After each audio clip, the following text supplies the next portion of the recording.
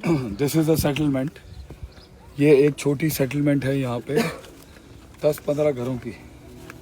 इनके यहाँ पक्के घर नहीं होते थर में, इसे चोरा कहते हैं या गोपा गोपा कहते हैं।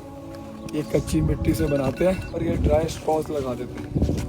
इनको आग भी लग जाती है कभी कभी, पूरी पूरी फैमिलियाँ पर बर्बाद हो जाती हैं यहाँ पर। और इस खुले आसमान में अमीर शहर और कोई हाक में वक्त नहीं है पूछने के लिए इनको। अली भाई आ जाए, फैमिली तो नहीं है अंदर। आज की रात मैं ऐसे ही किसी एक में गुजारूंगा। मेरे जितने दिनों का भी थर में स्टे है, I am going to stay here. No electricity, no electricity, no gas, no cellular network, no cellular internet, कुछ भी नहीं है। और ऐसे हजारों गांव हैं, हजारों की तादाद में गांव हैं और लाखों की तादाद में अवाम है जो इस तरह सोती है। तालीम नहीं है, देयर इज नो एजुकेशन।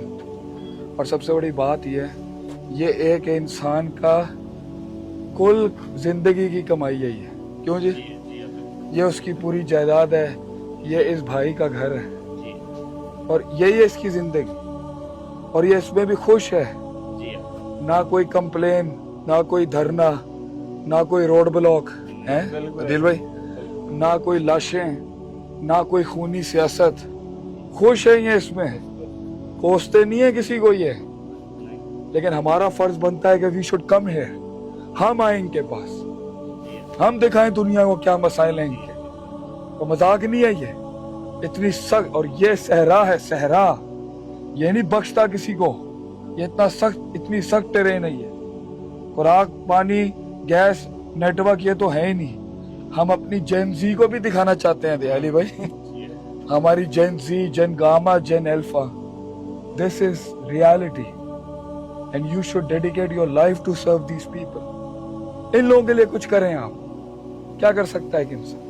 आपको क्या लगता है मेरे आपकी इमदाद से क्या ये इतना बड़ा इलाका ठीक हो सकता है? नहीं, इसे तो स्टेट लेवल पे सपोर्ट करने की जरूरत है। लेकिन अगर वो भी नहीं करें तो हम भी हाथ पे हाथ रखे बैठे थे। इसको लाइन अप करें और इधर सोलर वाटर वेल की बुनियाद रखें इंशाल्लाह।